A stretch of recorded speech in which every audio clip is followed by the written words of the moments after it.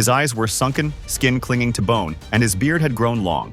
He had lost 44 pounds. This was the image of a man trapped for 16 days in a maze of flooded tunnels. In total darkness, with no food, he spent most of his time sleeping to save energy and waiting for rescue. Would anyone find him in time? This is the true story of the Sterkfontein Cave incident. On September 29, 1984, Nuno Gomes, a veteran cave diver, set out with Peter Verhul and Malcolm Keeping on what seemed like a routine dive. Their destination was the Sterkfontein Cave in South Africa, renowned for its archaeological value but equally notorious for its dangers. Most of the system was dry cave, but their goal that day was to lay a guideline through Milner Lake, a 396-foot submerged tunnel, only about 13 feet deep, filled with tight squeezes and side passages that could easily confuse even experienced divers. At 11 a.m., they secured the guideline at the lake's entrance and descended. Swimming through pitch-black water and narrow gaps, they surfaced in a hidden air pocket at the end of the tunnel, measuring just about 30 square feet. There, they tied off the line and spoke with excitement, believing they were the first people to set foot there in thousands of years. None of them knew it would be the last conversation they ever shared. The team began their return, following the guideline back toward the entrance. Suddenly, Malcolm tugged on Nuno's fin, a signal that Peter was no longer behind them. Turning around, Nuno spotted Peter's light drifting into a side tunnel. He signaled for him to come back, and Peter rejoined them. The three continued toward the exit. As they reached the tight squeeze, Peter vanished again. Confusion mixed with frustration, Nuno and Malcolm searched frantically, swimming into side passages and scanning every shadow, but there was no sign of him. They surfaced in the main lake room, hoping Peter had taken another route out, but there was nothing. Without the guideline, Peter had likely turned down a side passage out of curiosity, entering the maze-like system on his own. For the next 4 hours, Nuno and Malcolm swam back and forth, kicking up silt until visibility dropped to almost zero. Their air was nearly gone, forcing them to surface. They clung to one hope, that Peter had found an air pocket and was waiting for rescue, and they immediately called for help. In the labyrinth beneath the earth, where was Peter now? Peter entered a large side passage. The cave's three-dimensional structure made navigation extremely difficult. He kept swimming without knowing exactly where he was going. Eventually, he surfaced and found an air pocket unknown to anyone before.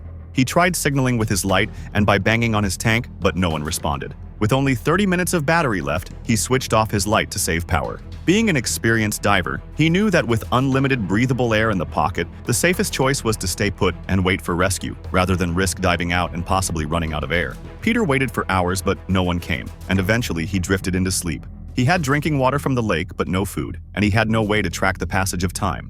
He considered diving back out, but the risk was too great without knowing the exact route. He chose to remain in the pocket, trapped in complete darkness, not knowing how long he would have to wait. On the surface, the police had arrived, but none of them had cave diving skills. Nuno and Malcolm immediately returned to Milner Lake, continuing the search despite being completely exhausted. By 2 a.m. the next morning, Nuno and Malcolm were severely hypothermic, their muscles stiff from the cold. They were forced to stop. Police believed Peter had already died from hypothermia and shifted their mission to body recovery. A fatal decision was made. The cave was sealed completely until the silt settled. The search resumed a week later, but they only swept the main route and a few side tunnels, never reaching the area where Peter was trapped. The following weekend, divers went in again but came up empty. Civilian divers, including those who knew the cave system well, were denied access. 16 days had passed. Everyone believed Peter was dead. But miraculously, he was still alive, surviving on water, though his body was wasting away from starvation. He had lost over 44 pounds, his beard had grown long, and he slept most of the time to conserve energy. In the thick darkness, Peter explored the edges of his air pocket and found a dead-end passage about 120 feet from the water's edge. Too weak from hunger to swim away, he stayed close to the lake, waiting for rescue. 6 weeks later, police officially ended the search. The dry section of the cave was reopened for volunteer groups. Nuno joined the survey and quickly discovered a passage linking the dry cave to the flooded section. A volunteer swam through this new passage and froze as his light illuminated a skeletal figure lying by the water. It was Peter. His eye sockets were hollow, his skin clung tightly to bone, but signs showed he had lived for another 3 to 4 weeks before dying of starvation. Beside his body was a final message scratched into the rock: "I love you, Cheryl and Ma." Peter died less than 100 feet from where search teams had been looking. His air cylinder was still nearly full, proving the problem was never his equipment, but navigation and the rescue strategy.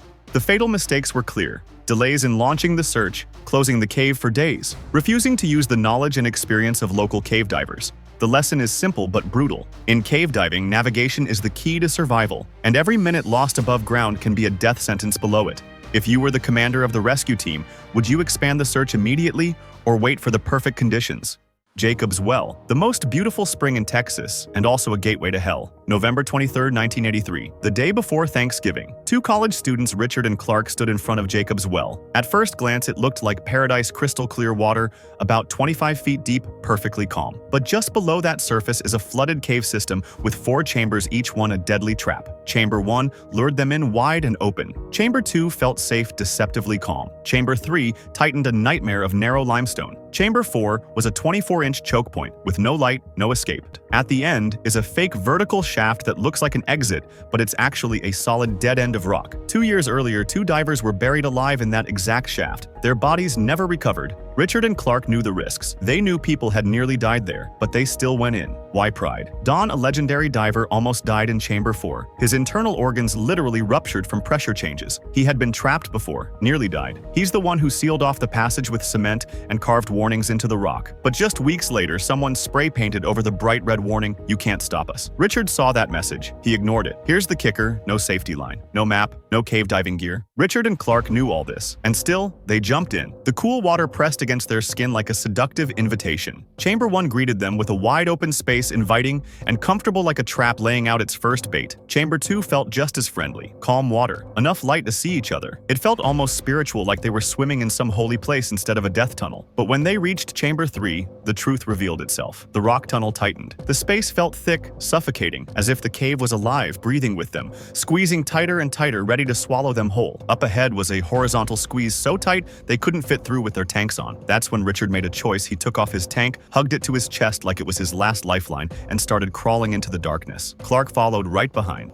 No more light, no more sound. Just the echo of their own breathing inside their heads. Every heartbeat felt like a drum pushing death closer. Then, everything started to fall apart. In that tight, high-stress moment, Richard dropped his tank. A soft clink, then it slipped from his hands and disappeared into the murky ink-black water. No bottom. Nothing but a thick, suffocating black, like an endless hole straight into the earth. Clark looked at Richard. His eyes were wide with panic, mouth open, gasping for the last bits of air. Without thinking, Clark handed over his regulator. One mouthpiece for 2 people. They took turns breathing one breath at a time, second by second in the bone-chilling 39-degree water, inside a coffin-sized tunnel where every move stirred up thick clouds of silt, making everything close and even tighter. No way to turn around. No guideline to follow. Just them 2 inexperienced college kids sinking deeper into the cave like 2 drops of blood feeding a hidden monster's heart. Somehow they managed to crawl back into Chamber 3. They thought they were safe. It felt like they had made it. A faint blur of light in the distance, a sign of life. But then, clack. A cold, razor-sharp sound. Metal hitting rock. The tank smashing against the wall. The echo traveled far like a curse ripped straight out of some old legend. In that instant, they realized they had taken the wrong turn. It wasn't the way out. They had crawled into the false chimney, the same death shaft that buried 2 divers before them. It was a vertical tunnel, slick, barely wide enough for 1 person. And at the end, solid rock. No exit, no more time, no more air. Clark turned to Richard. They looked at each other, no words, just one final look. Then Clark launched upward. No tank, no backup. He kicked hard, each stroke pounding in his chest, burning his throat. Every foot closer felt like a silent prayer. The light blurred. His vision faded.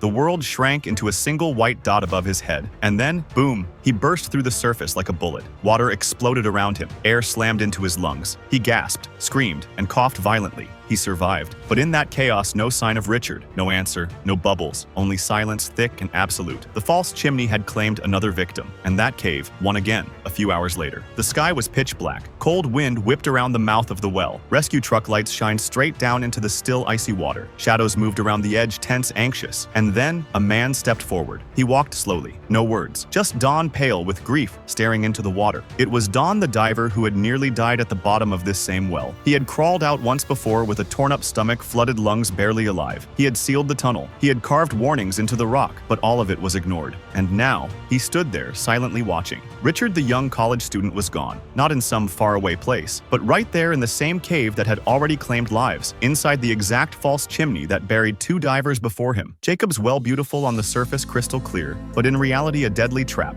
Year after year, it has taken at least 12 lives, and that number isn't done yet. The coldest lesson from Jacob's Well: courage doesn't beat recklessness. This well doesn't want you to be brave, it wants you to be humble. One mistake, and it doesn't let you come back. So what about you? Would you crawl into total darkness to prove your fear?